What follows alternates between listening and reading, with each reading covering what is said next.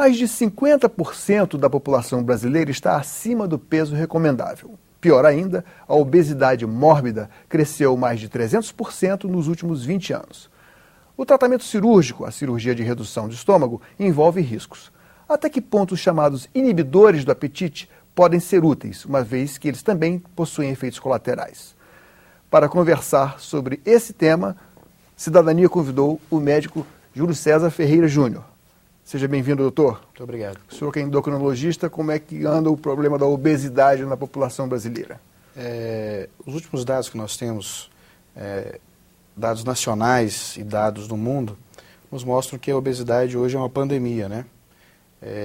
Um problema de saúde pública, né? Problema de saúde pública. Inclusive nos países ditos terceiro mundo ou os países emergentes. De forma que nos Estados Unidos a gente chega a 70% da população acima do peso. No Brasil, mais da metade da população está acima do peso. É muito difícil mudar hábitos, sobretudo hábitos alimentares, que são aqueles hábitos que são adquiridos desde a infância, né? Uhum. E, sobretudo, debaixo de uma propaganda que nos induz a consumir alimentos, enfim, mexe com os sentidos da gente, isso é bem compreensível.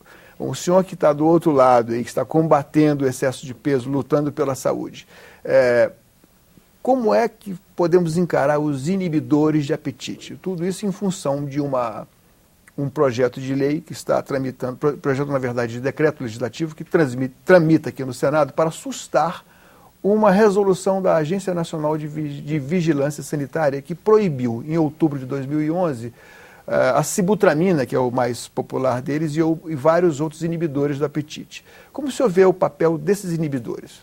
O que acontece é que a obesidade é uma doença, né? Então, como doença, ela passa por um processo que a gente diz fisiopatológico, ou seja, que envolve vários fatores que vão chegar no resultado final, que é o ganho de peso. Então, esses fatores envolvem desde a predisposição genética, que é individual, até os fatores ligados aos nossos hábitos de vida do dia a dia, que passa pelo estresse, pela alimentação, pela falta de atividade física. Isso tudo junto leva a um ganho de peso e, por fim, a obesidade. O problema é que nós tratamos a obesidade como doença porque quanto maior o peso, maior a dificuldade de perda. Porque o próprio organismo, em função de alterações metabólicas e hormonais que são consequência do aumento de peso, o próprio tecido adiposo dificulta esse emagrecimento. Por isso que o paciente precisa de um tratamento que envolve não só as medicações, mas um trabalho intensivo em relação à mudança de estilo de vida. E o rol de medicações que nós temos disponíveis hoje, com indicação formal para a obesidade, não é muito grande. Então nós temos hoje a sibutramina, que ainda está no mercado brasileiro, mas ela foi, digamos assim, teve a prescrição um pouco cerceada do ponto de vista de regulação pela Anvisa. Me permita, ainda está no mercado brasileiro, como assim se a Anvisa proibiu a sibutramina em outubro de 2011? É clandestinamente, o senhor fala? Não. A sibutramina, especificamente, ela não foi proibida. A sibutramina, existia uma intenção de proibição, mas as entidades médicas ligadas à área de endocrinologia e de obesidade, que é a Sociedade Brasileira de Endocrinologia e a Associação Brasileira para o Estudo da Obesidade, num trabalho em comum de discussão científica com a Anvisa, resolveu-se então a manutenção da sibutramina no mercado brasileiro, mas em função de alguns aspectos regulatórios. E para isso criou-se um receituário específico para a prescrição de sibutramina, que é o receituário B2, mais a assinatura por parte do médico prescritor, do paciente e do farmacêutico responsável pela unidade de venda de um termo de consentimento conjunto. O senhor falou que existem, antes de começarmos a entrevista, o senhor citou que há outros inibidores do apetite, como o Fempoporex, o Mazindol. Esses também estão sujeitos ao mesmo receituário que está sujeito a sibutramina? Então, são classes diferentes. Então, quais são as medicações que nós temos hoje no mercado? A sibutramina e o Orlistat. São duas medicações com indicação formal em bula para tratamento da obesidade. O Orlistat, o receituário é comum, é tranquilo, não precisa de nenhum aspecto de regulação, mas a sibutramina, como eu já falei, existe. As anfetaminas, nessa ocasião, elas foram realmente excluídas, retiradas do mercado, em função de uma regulamentação da Anvisa que proibiu o seu uso. Então, porque essas seriam usadas com efeitos como psicotrópicos também. Na verdade, o mecanismo de ação das anfetaminas e da sibutramina, ele é um mecanismo que leva a uma inibição do apetite, correto? Mas que tem como efeito colateral a excitação, a hipermotilidade, a pessoa fica mais ativa, também Exatamente. perde o sono, taquicardia. A sibutramina, ela aumenta a saciedade e ela inibe o apetite. Ela é muito mais segura do ponto de vista cardiovascular e de efeitos no comportamento do que as anfetaminas. Entretanto, as próprias anfetaminas, dentro de um arsenal, dentro de um arcabouço de tratamento, que envolve um acompanhamento principalmente endocrinológico, um acompanhamento nutricional, ela ainda tem o seu lugar.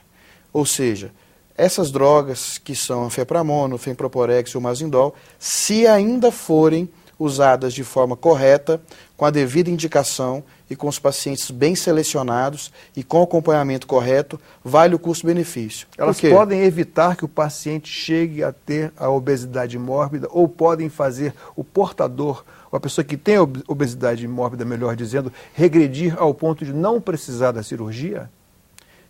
A cirurgia envolve outros aspectos um pouco mais complexos, mas para a gente simplificar, o tratamento com as medicações, ele é indicado, e isso é um consenso no mundo inteiro, tanto do ponto de vista latino-americano, Estados Unidos, na Europa e na Ásia também, nós temos um aspecto consensual do tratamento com a medicação. O tratamento com a medicação ele é resguardado para os pacientes que têm uma relação de peso e altura acima de 30, que é o IMC, digamos assim, que é o considerado paciente que tem obesidade 1, ou obesidade leve. A partir daí, a indicação da medicação ela é consensual. Os pacientes a indicação da medicação. Da medicação. Ou seja, tratamento clínico. Tratamento clínico. Tratamento clínico. Antes disso, nessa faixa de, digamos, de 100 a 130%, 30%, até 30% de excesso de peso, tenta-se fazer só dieta, é isso? Não, na verdade a gente faz uma individualização do tratamento. Hoje nós temos essa visão. De forma que os pacientes que têm obesidade leve para frente têm indicação de medicação. Os pacientes com sobrepeso, em que o índice de massa corpórea vai entre 25 e 29, são pacientes que vale a pena você trabalhar a mudança do estilo de vida e aí, se não tiver um resultado, você parte para as medicações. Os pacientes que também têm sobrepeso, mas têm outras comorbidades, ou seja, são pacientes com outros problemas de saúde. Já tem, por exemplo, hipertensão, diabetes, o excesso de colesterol. São pacientes candidatos, mesmo com sobrepeso, que não conseguem alcançar uma perda de peso razoável, também tem indicação de usar essas medicações. O X da questão é que todas essas medicações, sejam sibutramina, sejam as anfetaminas, que é anfepramona e fenproporex, se forem usadas de forma correta e com acompanhamento adequado, vale o custo-benefício. Quais são os principais efeitos colaterais, os indesejados dos inibidores do apetite? Então, em relação às anfetaminas, o que nós temos de forma mais comum realmente o paciente ele fica um pouco mais, digamos assim, acelerado do ponto de vista comportamental. Então ele pode ter insônia, ele pode ficar um pouco mais agitado, mas lembrando que isso é dose dependente. Por vários e vários anos... Ou seja, depende da quantidade da substância que esteja sendo usada. Da dose que está sendo usada. Todos os trabalhos, as evidências científicas que nós temos na literatura ao longo das últimas décadas demonstram que as anfetaminas em doses adequadas, usadas por um certo período e com acompanhamento adequado, trazem uma boa perda de peso. É comum, por exemplo, o médico receita o inibidor de apetite e o paciente se queixando de insônia, o médico receita também um ansiolítico, um remédio para dormir? O que aconteceu, eu posso dizer com certeza no Brasil, é que, vamos dizer, nas últimas décadas, nos últimos 20 anos, com um grande aumento da prevalência de obesidade, abriu-se um grande mercado. Essa é a verdade. De forma que nós observamos um uso indiscriminado das anfetaminas, tanto do ponto de vista de prescrição médica, quanto do ponto de vista, vamos dizer, de uso paralelo. Ou seja, essas medicações, muitas vezes usadas sem receitas, e apesar da ação da vigilância sanitária, apesar da ação até de investigação policial e da própria justiça, a gente observou algum controle. Mas sempre foi muito comum o paciente usar fórmulas e mais fórmulas com doses elevadíssimas de anfetaminas. Um exemplo. Não só anfetaminas, como também hormônios. Sim, sim. Mas isso é clandestino, né? Não é... Às vezes, como eu disse, no paralelo, de forma clandestina, mas às vezes através de prescrição médica, e aí eu digo, no geral, médicos não especialistas. Se um médico, por exemplo, manda para uma farmácia de manipulação uma receita que contém hormônio de tireoide, que é o que auxilia a perder peso, mas que causa danos colaterais. Aí, junto com isso, o remédio para, digamos assim, para ajudar os movimentos intestinais para que é outra forma de perder peso. E junto com isso, um tranquilizante. Quer dizer, isso é porque eu já deparei com prescrições desse modelo, e isso devia ser proibido. Até hoje a gente vê. Na verdade, é proibido. E todo mundo promete assim, um emagrecimento milagroso em que a pessoa não precise... Isso que a população precisa se atentar. Tratamento de obesidade não é milagre. Tratamento de obesidade não é um passe de mágica. É uma doença crônica, grave, que traz muitas complicações. Mas, como eu disse, é um mercado que cresceu muito. Então, existem prescrições que envolvem múltiplas medicações que prometem um emagrecimento milagroso. Então, vai de diurético, que elimina muita urina, vai de laxante, vai de remédio para dormir, vai de remédio para ansiedade, vai de remédio como as anfetaminas. Mistura então, tudo muito isso. comum. É uma mistureira, né, que a gente sabe que as evidências científicas, que são estudos controlados, que foram feitos no mundo inteiro, mostram que o prejuízo é muito maior que o benefício. Mas, infelizmente, foi muito usado e, hoje em dia, a gente ainda vê muita medicação que ainda é usada, como o hormônio tiroidiano ainda é usado. Inclusive, a própria Anvisa tirou um tempo atrás alguns suplementos nutricionais com derivados de hormônio tiroidiano. Pasmem você, mas com derivados anfetamínicos, né? São vários suplementos. A anfetamina é considerada droga, né? Medicação, não poderia estar nos suplementos. Então, foram proibidos esses produtos, graças a Deus, mas ainda existe no mercado paralelo. Então, eu diria para você que a maior preocupação nossa, endocrinologista e todos os profissionais envolvidos de forma séria no tratamento da obesidade, tanto do ponto de vista de saúde pública quanto setor privado, realmente é esse uso indiscriminado de substâncias, nem sempre comprovadamente que comprovadamente traz benefício.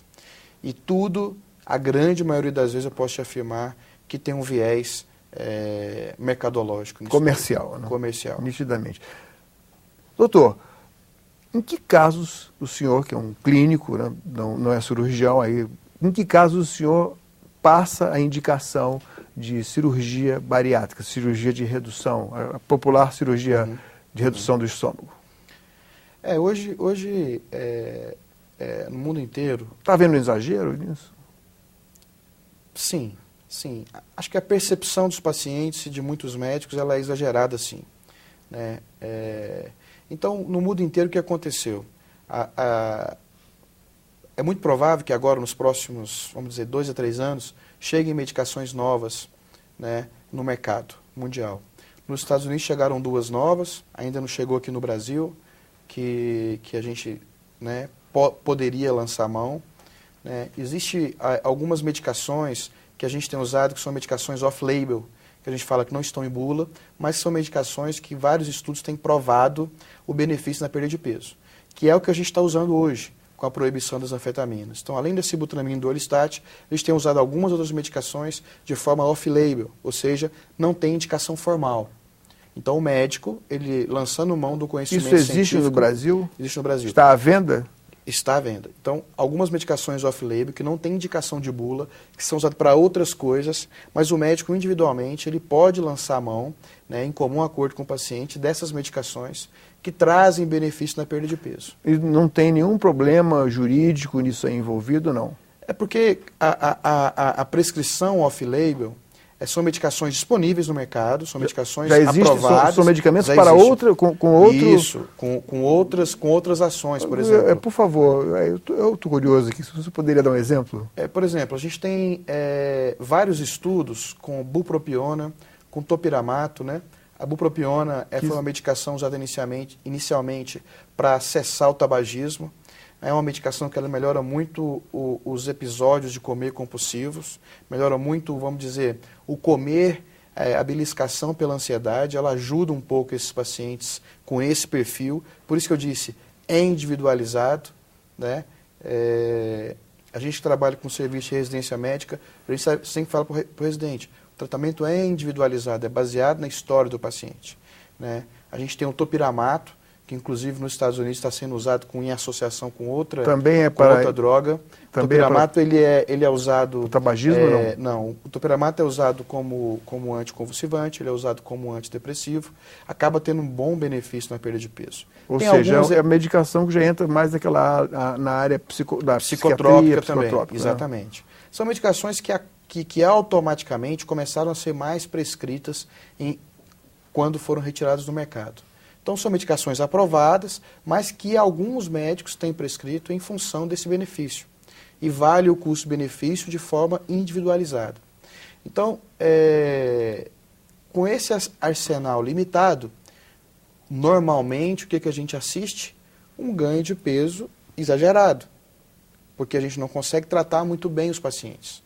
Mesmo porque as medicações off-label, como eu disse, são medicações limitadas. Ainda não são medicações que você pode lançar a mão de uma forma muito abrangente, vamos dizer assim. E isso significa que os pacientes eles acabam avançando. Porque, como eu disse, as causas da obesidade, se não forem combatidas, o paciente continua ganhando peso. Então, a indicação da cirurgia bariátrica, ela acontece para os pacientes com obesidade severa, em que o índice de massa é acima de 40, para os pacientes com obesidade moderada, em que o índice de massa ele vai de 35 a 39, que apresentaram uma falência ao tratamento clínico, ou seja, que não resolveu com medicação, ou que tem obesidade moderada, né, obesidade 2, com outra doença também, por exemplo, diabetes, hipertensão e etc. Mesmo levando em conta, sobretudo levando em conta os efeitos efeitos colaterais da própria obesidade, né? Hipertensão, etc., diabetes. Quanto tempo é necessário investir no indivíduo, em média, para até que o médico se convença de que a única solução é a cirurgia de redução do estômago? Então, o paciente que tem obesidade leve, a gente trata sempre. O tempo todo. Esse paciente ele tem que se envolver como um paciente que tem pressão alta. Ele precisa entender que a obesidade é uma doença crônica que ele vai ter que tratar a vida inteira. É muito comum a gente ouvir pessoas falarem, usa remédio para emagrecer, não adianta e engorde tudo de novo. Não é o remédio, é a própria doença em si, em que o paciente perde peso, mas se ele não deixar... se ele deixar a vigilância, se ele deixar o tratamento, deixar o acompanhamento daquele quadro clínico todo que envolve a obesidade, ele vai reganhar o peso. É o efeito sanfona. É o efeito rebote, que popularmente a gente fala de efeito sanfona, que é o mais comum. Os pacientes, a média de tratamento, eu poderia dizer que é em torno de 3 meses, os pacientes abandonam. Agora, invertendo a argumentação aqui, doutor, quais são as complicações que podem surgir de uma cirurgia bariátrica, uma cirurgia de redução do estômago? Então, também não é simples, né? Não é simples. A cirurgia bariátrica é uma excelente alternativa, quando bem indicada. Como tudo, às vezes acaba sendo banalizado. Então, o endocrinologista, ele acaba sendo, vamos dizer, muitas vezes o vilão, porque a gente tem que dizer para o paciente, olha, você não tem indicação de cirurgia bariátrica. O paciente que ele vai para a cirurgia bariátrica, ele tem que passar por um programa de um trabalho que envolve pelo menos alguns meses. Esse é o ideal. Porque ele tem que passar por um trabalho de avaliação clínica multidisciplinar. Desde o endocrinologista até o próprio cirurgião, nutricionista, o psicólogo, muitas vezes o cardiologista, o pneumologista, às vezes o psiquiatra. Porque a gente precisa selecionar bem esse paciente. E o sucesso da cirurgia e o baixo índice de complicação, ele é ligado diretamente a essa boa preparação do paciente. Se o paciente tiver uma boa indicação e ele for bem preparado para a cirurgia, o sucesso vamos dizer, quase que garantido. Doutor, muito obrigado pela sua presença aqui no Cidadania. Eu que agradeço. Bom dia. Cidadania conversou com o médico Júlio César Ferreira Júnior sobre inibidores do apetite. Mande suas críticas e sugestões para nós. Ligue para 0800 612211, que é o número do Alô Senado, ou acesse www.senado.leg.br/TV. Nesse endereço você pode ver de novo ou baixar uma cópia deste ou de qualquer outro programa da TV Senado. Obrigado pela atenção e até o próximo Cidadania.